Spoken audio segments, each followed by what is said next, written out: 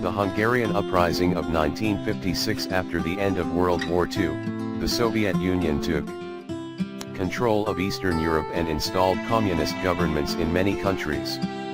In the decades that followed, the people of these countries tried to escape communist rule but were fought against by the Soviet government. In the 10 years that followed the war, the Soviets virtually controlled all life in Hungary. They installed a secret police and made economic decisions. The country's newspapers were censored and the Russian language was introduced to Hungarian schools.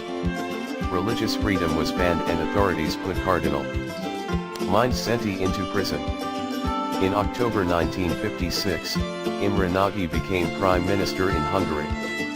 He was moderate and also wanted to free Hungary from Russian control. Students and other intellectuals went to the streets to demand more freedom from the government. A few days after taking power, Soviet leader Nikita Khrushchev agreed to remove Soviet soldiers from Budapest.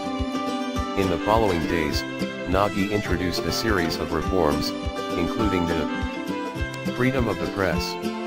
The leader of the Roman Catholic Church, Cardinal Mindszenthy, one of the Soviet Union's harshest critics, was released from prison.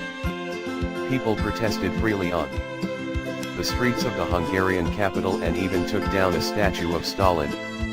After announcing that Hungary was going to leave the Warsaw Pact, a Soviet-led military organization to protect communist Europe, Russian tanks entered Budapest on November 4, 1956. Thousands of citizens fought against the Soviet soldiers with all the weapons they had.